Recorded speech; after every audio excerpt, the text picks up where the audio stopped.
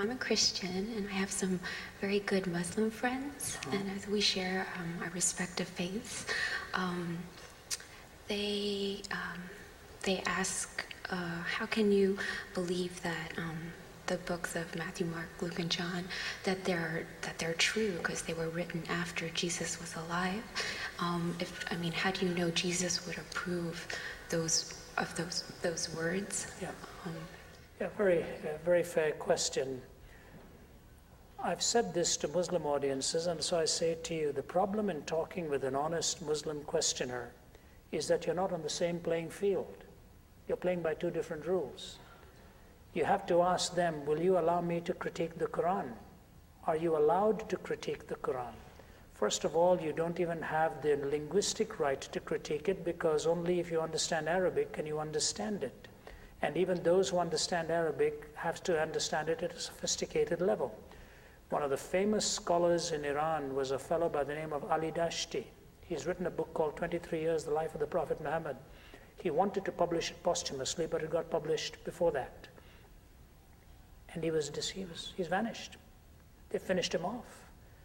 And he was a linguist. And in his book, he basically says, there is no miracle here. There are many mistakes. There are many contradictions.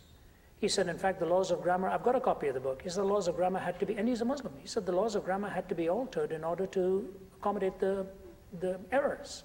So when you start comparing the texts, in fact, the Quranic text is completely engineered. The Gospels are not. The Gospel can be critiqued. I think it's a greater miracle when you've got 66 books all converging with the same message than just one book telling you this is the way it is.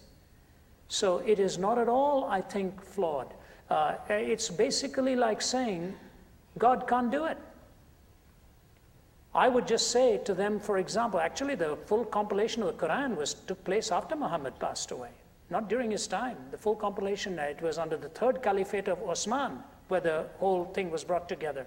And when the mosque at Yemen was excavated, variant readings all over the place. And Toby Lester discusses this in a 1999 article in Atlantic Monthly. Read it. The variant readings are there on the origin and the source. But if you take the Gospels, Matthew, Mark, Luke, and John, four completely different writers on the birth, life, death, and resurrection of Christ, and there's no variant in the intent or the content of it coming from the same angle, that the God who sent his Son is not able then to inspire the apostles to write it after he's gone. He said it in the book of John, that after I go, the Holy Spirit will come and he will inspire you. And somewhere between the 60s and the 80s, the entire Gospels were written. We have fragments now in the New Testament, 5,000 plus. There is no book in history that is as much studied, scrutinized, attacked, and checked into, that has as many supportive documents so close to the actual events of these things actually happening. And that is in the New Testament. Let me ask, I'll turn the question on to them.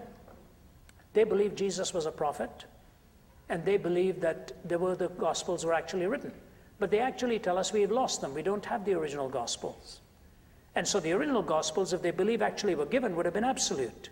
So I would have to turn to them and say, the God who gave an absolute revelation lost it in the first case. How do you know he's not going to lose it in the next case?